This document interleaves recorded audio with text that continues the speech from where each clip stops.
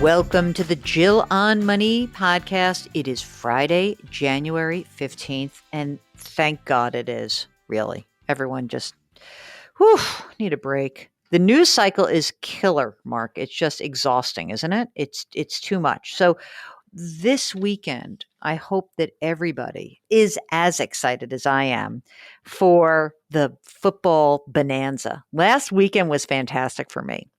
Baltimore, Buffalo, Cleveland, Kansas City, Rams, Packers, Tampa Bay, New Orleans. Mark, which is the game that you're most looking forward to watching?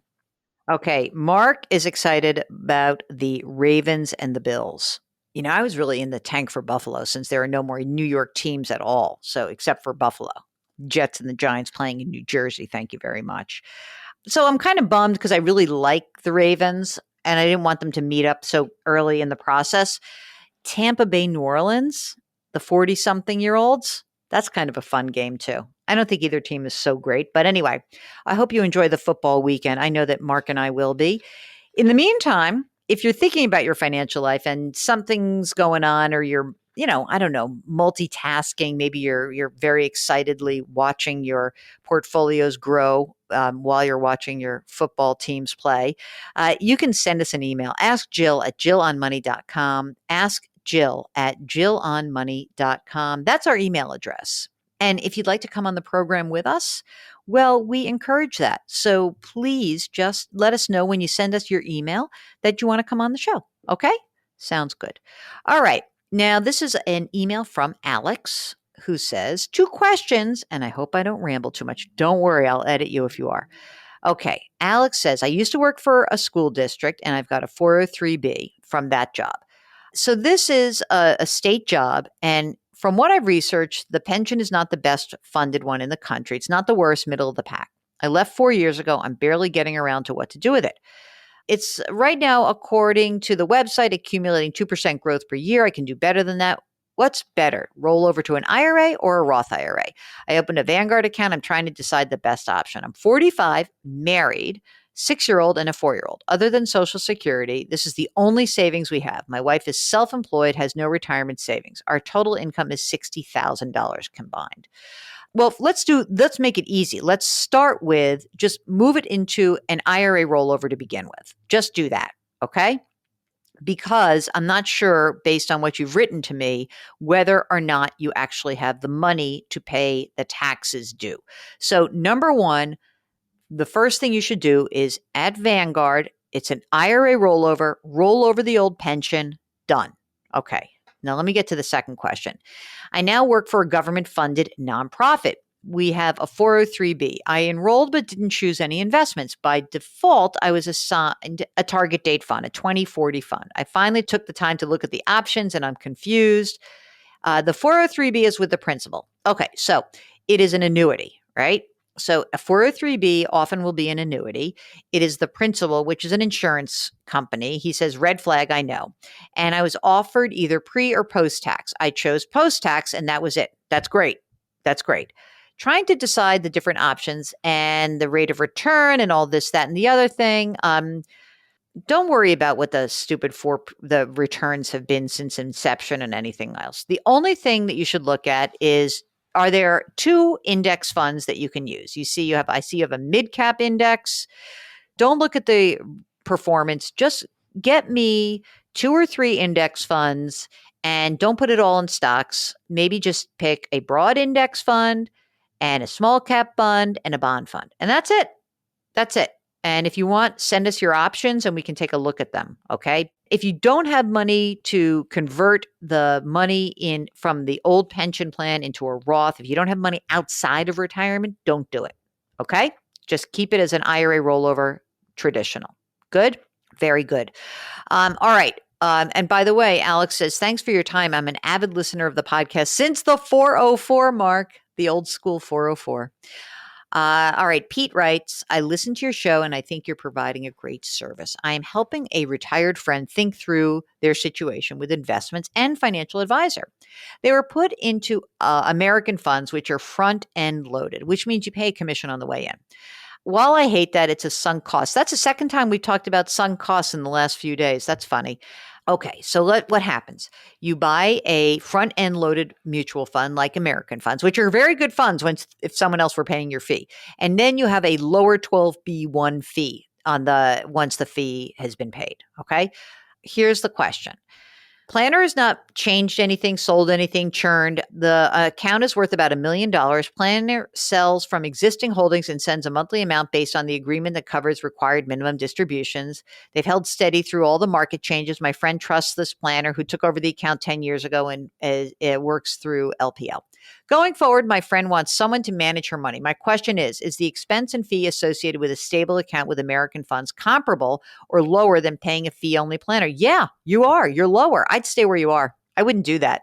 I'd stay exactly where you are and not move. And I think this is one of those cases where you think that fee only might make sense, but it sounds like this person's being fair with your friend. It'll be cheaper to stay where you are. I mean, the 12B1 fees are going to be minimal. So I say stay where you are or stay where he or she is. Okay. Donna writes, I'm 76 years old. I'm retired and widowed. I've got a substantial amount of money between my IRA and 401k. Between my Social Security and retirement distributions, I have $4,000 a month coming in. I own my own home. I've got no credit card. I only have normal monthly expenses. Question. Would it be prudent to withdraw money from either one of these accounts to start to make some home improvements to keep my home as it is, which is in good condition, and start to use some of the money on myself? Yeah, why not? I love when people ask me. I mean, look, I don't want to be the kind of person, and I'm definitely not the kind of person to give you advice like, can I spend my money? But honestly, if your Social Security and retirement covers your expenses, why not? Why not? Come on. Spend a little money on yourself. All right.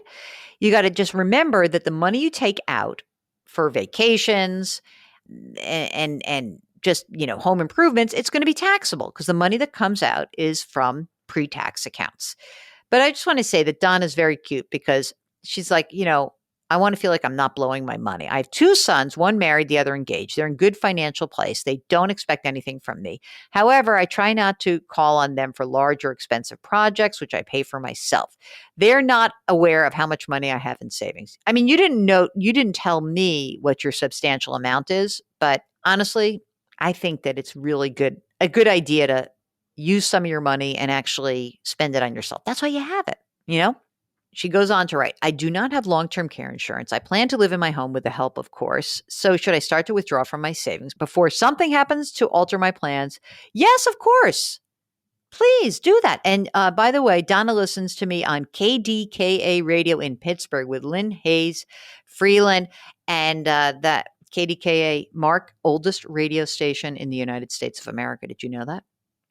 I think it is accurate. I think KDKA in Pittsburgh is accurate. I think that is the oldest one.